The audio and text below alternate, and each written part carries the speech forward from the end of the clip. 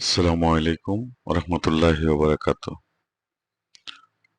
আজকের এই ভিডিওটা একটা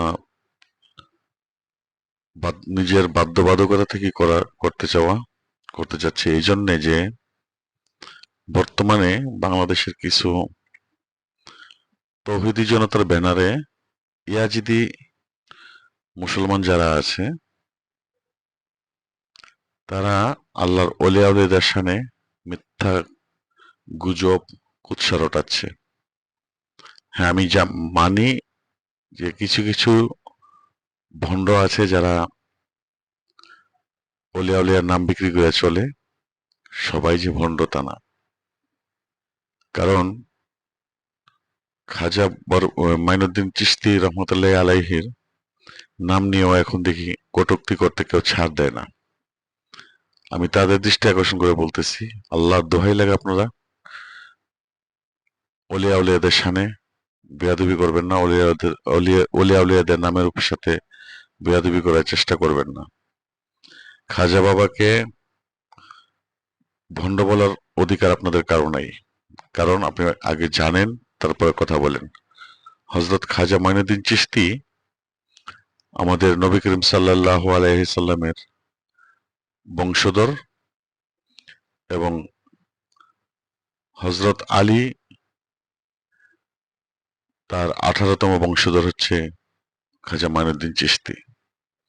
যদি আপনারা জানতে চান তাহলে আমি আপনাদেরকে তার ডিটেলস বলবো এবং বলার জন্য আজকে ভিডিওটা করা।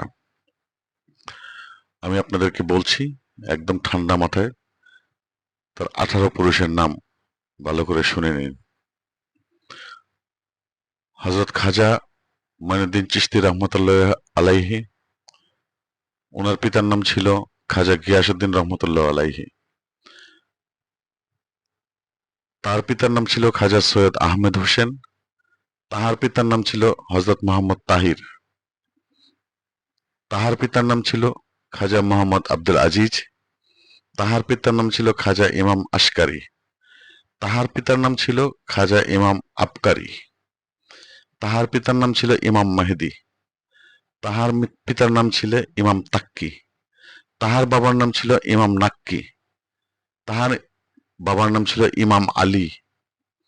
তাহার বাবার নাম ছিল ইমাম মুসা কাজিম। তাহার বাবার নাম ছিল ইমাম মুসা রিজা। তাহার বাবার নাম ছিল ইমাম জাফর সাদিক।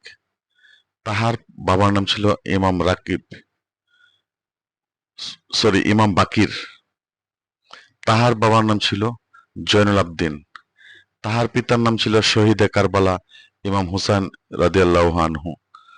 তাহার বাবার নাম ছিল শেরে খুদা মুশকিল কুশা মাওলা আলী রহমতুল্লাহ আলাইহি আল মাদাদ। এই হলো 18 পুরুষ। হযরত আলীর 18তম বংশধর হচ্ছে খাজা মাইনুদ্দিন চিশতি রহমতুল্লাহ আলাইহি। সুতরাং আপনারা তার নামের সাথে বেয়াদবি করার চেষ্টা করবেন না। আগে জানেন তারপরে বলেন। ধন্যবাদ সবাইকে।